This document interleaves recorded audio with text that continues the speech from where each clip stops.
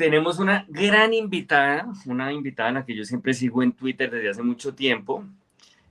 que siempre da mucho de qué hablar, que últimamente además ha dado más de qué hablar todavía porque ha arrojado varias luces en medio de todo el borbollón que se ha armado con el tema internacional y el Twitter desaforado de Gustavo Petro opinando sobre la guerra de Medio Oriente. Ella es Sandra Borda, es profesora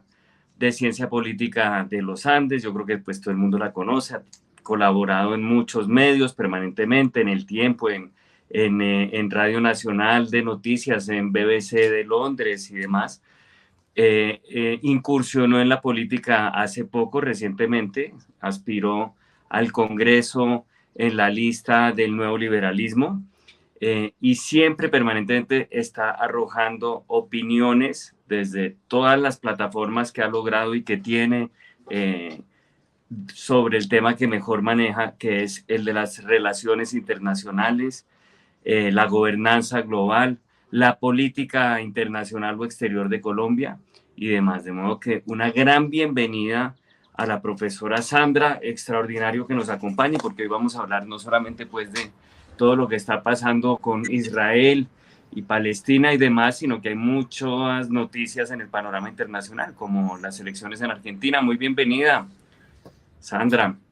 No, Daniel, muchas gracias a ustedes, a los dos Danieles y a Ana, por supuesto, también un saludo al otro Daniel que nos hace falta hoy, un abrazo grande y mil gracias por la invitación, muy queridos. Bueno, entonces vamos a empezar con el primer tema que queríamos, por el cual buscamos a Sandra, pero después nos dimos cuenta que vamos a poder quedarnos con ella aquí horas. Horas enteras. Ella está dichosa de esa noticia. Ayer, no sé si usted vio, Sandra, una cantidad de manifestaciones en Europa, en Estados Unidos, digamos, ríos y ríos de gente en contra de las acciones del gobierno de Benjamín Netanyahu en la Franja de Gaza. ¿Cuánto de eso se recoge en los políticos que están enfrentando este suceso global? Es decir, ¿hay una disonancia entre lo que está pensando como la opinión pública global y la comunidad internacional, creería usted? Yo creo que ese fenómeno de la participación, Ana, de la sociedad civil transnacional alrededor de este tema es un fenómeno de larga data que se ha venido consolidando con el paso del tiempo, pero que además ha estado muy acompañado de lo que han sido las posiciones de los foros multilaterales, Naciones Unidas y demás, frente al conflicto. Fíjese que a nivel de esa sociedad civil y a nivel de las organizaciones internacionales ya es casi un consenso que la política del régimen de Netanyahu y la política de Israel, particularmente frente a los territorios ocupados, Gaza y Cisjordania, pues es una política que no es sostenible, es una política que no es conducente a la paz, es una política que además está afectando desproporcional y digamos, muy cruelmente a la sociedad civil de ambos lados, y que está produciendo, digamos, todas las disfuncionalidades que hemos estado viendo en materia de las relaciones entre estos dos actores. Entonces,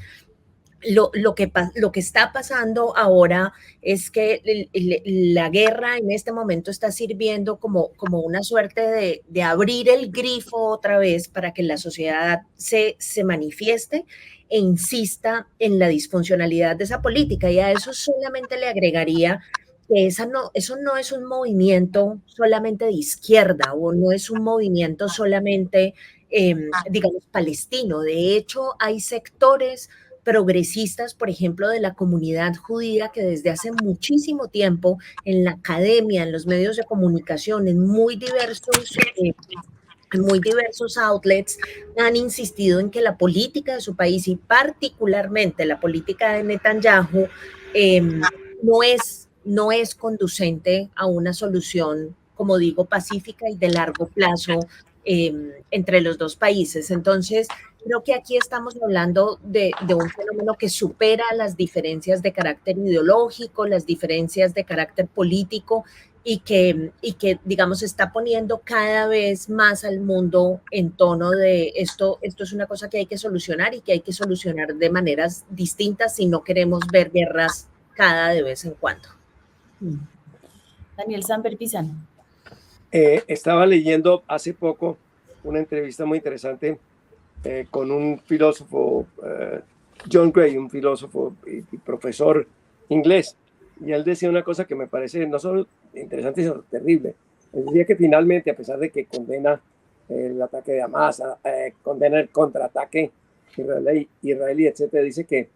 más o menos sugiere esto, que sin embargo la violencia está triunfando, que todo lo que ha pasado, tanto de Israel hacia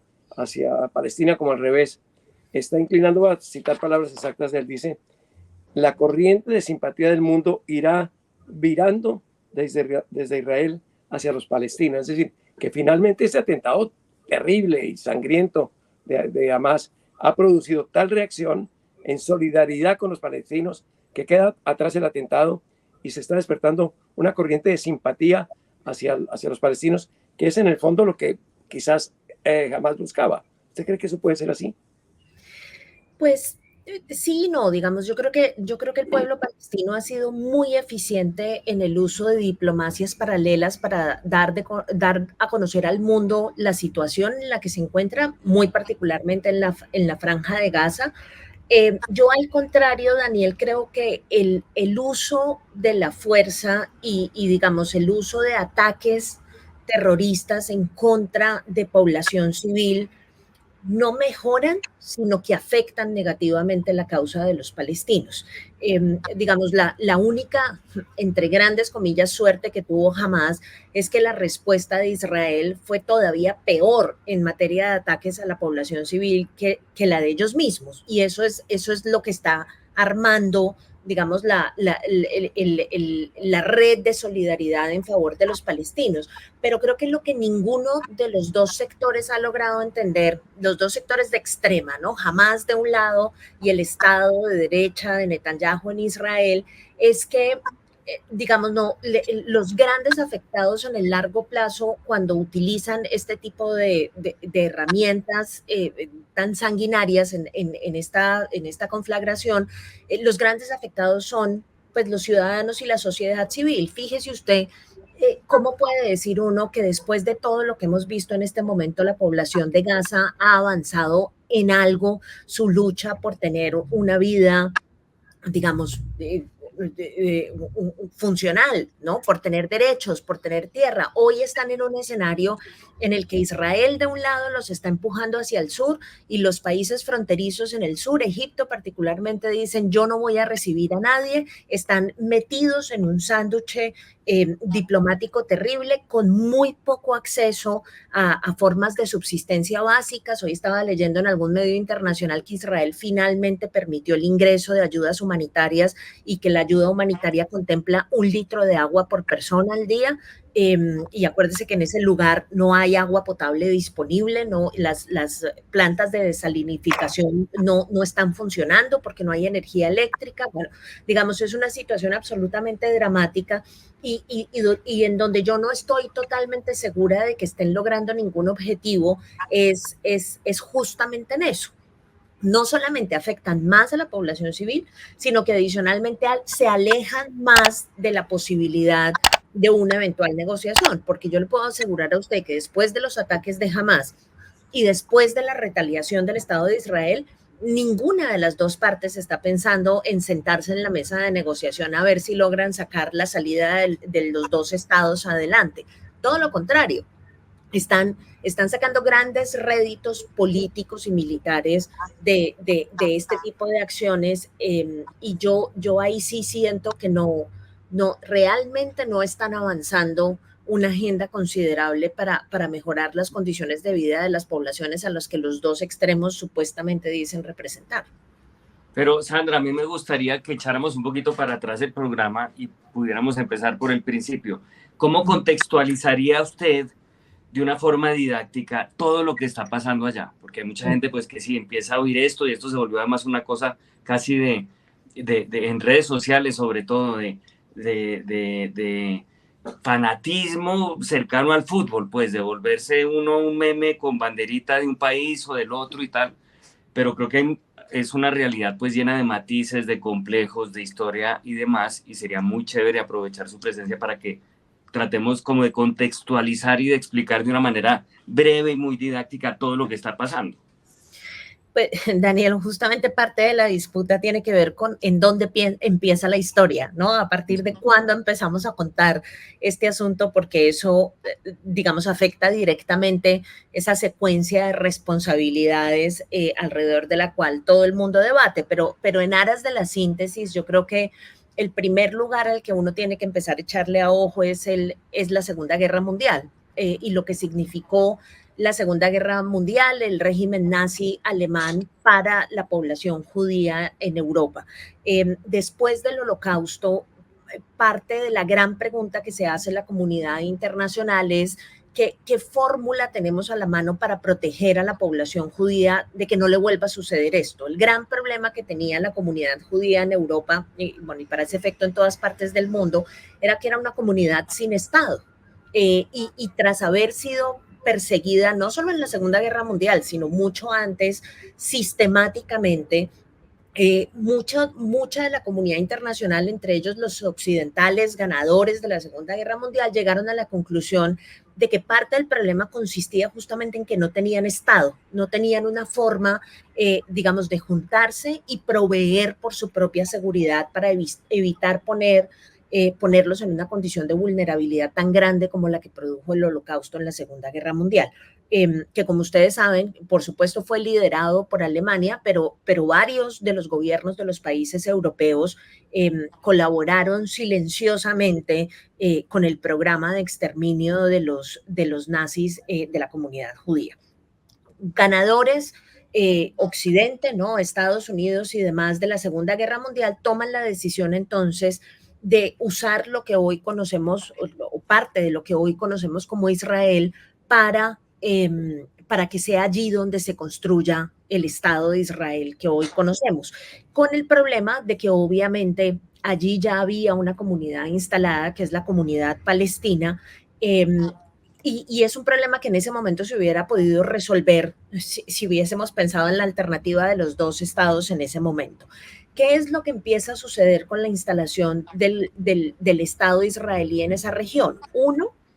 empieza a haber un proceso de expansión, que es un proceso de expansión liderado obviamente porque la comunidad israelí era una comunidad con muchos más recursos que tenían la posibilidad, si alguno de ustedes ha tenido la oportunidad de ir a Israel, es absolutamente increíble cómo, por ejemplo, han logrado convertir una zona absolutamente desértica en una zona productiva en materia de agricultura y demás a punta de tecnología. Lograron avanzar mucho, consolidar un Estado, armar una fuerza armada a punta de coaliciones con Estados Unidos y con otros países europeos que no tiene rival en la región, y en medio de, yo creo que también de la narrativa esta de estar seguros y de estar rodeado por un vecindario que no tenía que no veía con buenos ojos la instalación del Estado de Israel allí. Yo creo que paulatinamente y con el paso del tiempo el Estado de Israel y los israelíes empezaron a entender la expansión como una forma de asegurarse mayores niveles de protección frente a las agresiones de los otros. Y esto terminó en muchos conflictos, no solamente con la población palestina, también con la población del Líbano y con lo que hoy es Hezbollah, que es diferente, pero digamos con el gobierno en esa región, con tensiones con Egipto, tensiones con Jordania. Y la función del Estado israelí estuvo siempre acompañada por un ejercicio de ocupación de los famosos asentamientos que poco a poco le fue arrebatando mucho territorio a los palestinos en ese lugar. ¿Qué son los asentamientos? Son ciudadanos israelíes, la mayor parte de ellos son ortodoxos, ¿no? Son mucho más radicales y creyentes en su religión, que creen que por derecho divino ese territorio les pertenece y simplemente lo van ocupando. Naciones Unidas en un momento determinado dijo que eso no se podía seguir haciendo. El gobierno de Barack Obama, me acuerdo yo en un viaje muy memorable a Israel, lo dijo en Israel, dijo estos asentamientos no son legales, no se pueden seguir permitiendo, pero la llegada de Netanyahu al poder, digamos que habilitó ese ejercicio de las ocupaciones que, insisto, es abiertamente ilegal y que terminó siendo contraproducente para el Estado israelí, porque mucha gente que sabe de estos temas dice que parte del problema de inteligencia que tuvieron es debido a la sobreexpansión de la fuerza militar israelí protegiendo estos asentamientos, que los distrajo de la necesidad de seguirle haciendo inteligencia y estar como mucho más encima de los planes de Hamas. Eso ha producido muchas tensiones. Al comienzo de los 2000 y como resultado de que Hamas gana elecciones en Gaza. Recuerden que Hamas gobierna Gaza y Cisjordania, el otro territorio donde están los palestinos, es gobernado por la Autoridad Palestina, que no es un movimiento armado, es un movimiento civil. Pero Hamas gana estas elecciones en Gaza. Gaza está sitiada y eso en muy buena parte explica el resultado de las elecciones. Y Hamas empieza entonces una ofensiva militar a través de estos misiles en contra de Israel. E Israel toma la decisión entonces de bloquear completamente Gaza. ¿Qué significa el bloqueo de Gaza? Para que la gente se haga una idea. Uno, que se convirtió en una zona muy densamente poblada, tal vez la zona más densamente poblada que existe en el mundo, más de 2 millones de habitantes en un lugar de tierra mínimo. Supuestamente están sobre el mar, pero no tienen derecho al uso de los recursos marítimos, porque los recursos marítimos los controla el Estado de Israel. Entonces no es como que un habitante de Gaza pueda salir al mar a pescar tranquilamente. Si no tiene permiso de Israel, y casi nunca dan los permisos, eso no se puede hacer. Y absolutamente todo lo que entra y sale de Gaza es controlado por las autoridades israelíes. Todo. Gaza está rodeado por un sistema de muros, de compuertas y de esclusas que le permiten, y los israelíes le muestran a uno eso con mucho orgullo, que no les permite que entre absolutamente nada a la ciudad sin control de la Fuerza Armada israelí. Obviamente tienen una frontera abajo en el sur con Egipto, que es por donde entran la mayoría de las cosas que a Israel no le gusta que entren, y ese estado de sitio y esa ocupación en Gaza creó grandes problemas que terminaron en la radicalización de Hamas, para ir terminando la historia, que terminaron en que Israel por mucho tiempo pensó. Yo estuve en Israel hace probablemente 1 año y medio, y en las conversaciones que teníamos con los funcionarios del gobierno israelí era curioso porque daban como por terminado y solucionado el problema de Gaza, ¿no? Es como, sí, bueno, hay unos escaramuzas de vez en cuando, pero esto ya se resolvió, ya logramos controlar, aquí ya yo creo que llegamos a un modo de convivencia con la población de Gaza relativamente estable, tanto que ya había asentamientos israelíes muy cerca de la frontera con Gaza, que fueron los que primero sufrieron en este ataque. Luego había algo en el gobierno israelí que ya para ese momento daba por solucionado el problema, y eso creo que es, entre otras cosas, lo que explica que los ataques les hayan producido tantísima sorpresa y los hayan puesto en una situación tan difícil. Bueno,